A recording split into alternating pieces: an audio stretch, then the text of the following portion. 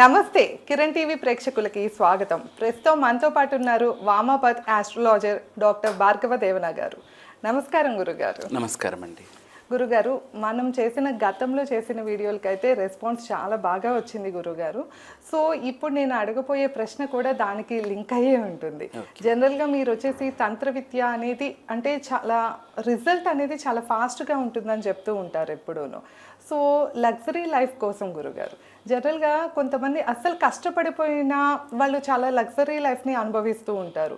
ఇంకొంతమంది ఎంత కష్టపడినా వాళ్ళ లైఫ్ ఏదో గడుస్తుందంటే గడుస్తుంది, రోజులు గడుస్తున్నాయి అన్నట్లు ఉంటుంది, కానీ ఇంకా నా జీవితం మారదా అని చాలా బాధపడుతూ ఉంటారు ఎంత కష్టపడినా కూడా. సో అలాంటి వారికి అసలు జీవితం మార్చుకునేలాగా ఏమైనా ఉంటుందా గురుగారు? ఉంటుందండి. చూడండి, ఇప్పుడు కొంతమంది జీవితంలో ఎంతో కష్టపడుతూ ఉంటారు. గాడి చాకరీ అనే చెప్పచ్చు. అంటే ఉదయం లేచినప్పటి నుంచి వర్కే, కానీ పెద్ద తను జీవితంలో భయంకరంగా సంపాదించేదంటూ ఏమీ ఉండదండి. ఎందుకని ఒకసారి మన జాతకంలో చూసుకుంటే వారికి శుక్రదోషం అనేది ఉంటుందండి. శుక్రదోషం అంటారు. రకరకాల గ్రహాలు కూడా రకరకాల ప్రాబ్లమ్స్ ఇస్తాయి, కానీ మేజర్ మనీ ప్రాబ్లం ఇచ్చేది మటుకు ఈ శుక్రదోషమే. మార్చ్ 14న జరగబోయే అన్నదాన కార్యక్రమంలో దాతలకండి రూపాయి నుంచి 116 రూపాయల వరకు మీకు తోచినంత సహాయం చేయండి. ఈ కార్యక్రమం ఎల్బీ నగర్ హైదరాబాద్ నందు జరుగును. జీవన్ సహాయ్ దశ మహావిద్యాస్ ట్రస్ట్ బై భార్గవ దేవన. ఇప్పుడు అతను అంత హార్డ్ వర్క్ చేస్తున్నాడు అంటే దానికి కారణం శని తన పని తాను చేసుకోబోతున్నాడు. కానీ ఎప్పుడైతే శుక్రుడు తన పని తాను చేయడో అప్పుడే డబ్బుకి సంబంధించిన లోపం అనేది ఏర్పడుతుంది. సో ఈ జాతకంలో అంటే వాళ్ళ జాతకంలో శుక్రగ్రహం పొజిషన్ని మనం చూడగలగాలి. శుక్రుడు కొంతమందికి చూడండి, ఫర్ ఎగ్జాంపుల్ మీనరాశిలో స్థితమై ఉంటాడు. అది ఉచ్చపట్టిన రాశి, ఉచ్చపట్టిన భావస్థితి శుక్రునికి. కానీ వాళ్ళు సంపాదించేదంటూ ఏముండదు.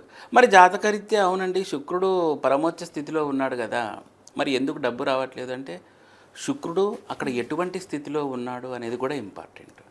అస్తంగత స్థితిలో ఉన్నాడా, మృతావస్థలో ఉన్నాడా, ఏ అవస్థలో ఉన్నాడు, బాల్యావస్థలో ఉన్నాడా అనే అవస్థలు చూసుకోవాల్సి ఉంటుంది.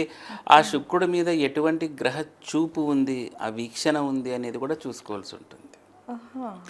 ఇలా మనము రకరకాల యాంగిల్స్లో ఆ శుక్రుడిని శోధన చేసి అప్పుడు మనము ఓకే వీళ్ళు ఈ దోషం ఉంది కాబట్టి అందుకే ఈ డబ్బు రావట్లేదు వీళ్ళకు. ఎంతగా మిగతా గ్రహాలన్నీ బాగుంటాయి, శుక్రుడు ఉచ్చపట్టి కూడా బాగుండనప్పుడు ఇటువంటివి వస్తాయి. ఇక శుక్రుడు నీచపడితే ఇంకా సిచ్యువేషన్స్ అనేది చాలా వరిష్ఠగా ఉంటాయండి.